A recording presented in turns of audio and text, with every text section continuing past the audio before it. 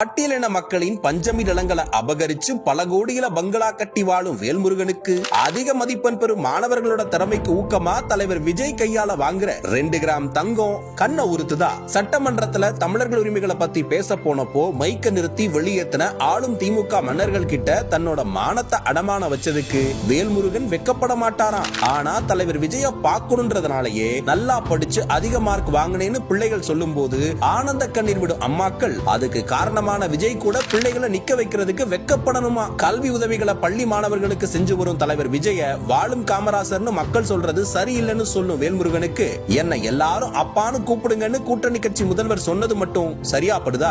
அரசியலுக்கு வரும் விஜய் நேரா ஜெயின் ஜார்ஜ் கோட்டைக்கு தான் போகணுமா? ஏன் உள்ளாட்சி பொறுப்புக்கெல்லாம் போக மாட்டாரான்னு கேட்கிறாரு. உள்ளாட்சியில விஜய் மக்கள் இயக்கமா நின்று வெற்றி பெற்று வரலாறு படைச்சதுக்கு அப்புறம் தான் தேர்தல் அரசியலுக்குள்ளேயே வந்திருக்காரு தலைவர்ன்றது பாவம் வேல்முருகனுக்கு தெரியாது போல. பாமகவில இருந்து பிரிஞ்சு தாவாக்கா தொடங்கின வேல்முருகனும் ஜெயின் ஜார்ஜ் கோட்டைக்கு தான் குறி வச்சாரு. மக்கள் ஆதரவு இல்லனதும் திருடர்கள் முன்னேற்ற கழகம்னு எந்த கட்சியை சொன்னாரோ அவங்க கூடவே கூட்டணி வச்சு ஆளும் மன்னர்களுக்கு சேவகம் செஞ்சுக்கிட்டு இருக்காரு. அரசியலுக்கு வரதுக்கு முன்னாடியே ஆதாயம் தேடும் குணம் இல்லாமலேயே பள்ளி ஆண்டு தேர்வுகள்ல வெற்றி பெறும் மாணவ மாணவிகளுக்கு ஊக்க பரிசு வழங்குறது, எல்லாரும் பயன்பெறும் வகையில தமிழ்நாடு முழுக்க விஜய் நூலகங்கள் திறப்பு, மாநிலம் முழுவதும் விஜய் படிப்பகம்னு அடிப்படை முன்னேற்றத்துல அக்கறை கொண்ட ஒரே மனிதர் இப்போ அரசியலுக்கு வந்துட்டாருன்றனால தளபதி விஜயா இருந்தவரு இளைய காமராசரா மக்கள் ஏத்துக்கிட்டு இருக்காங்க.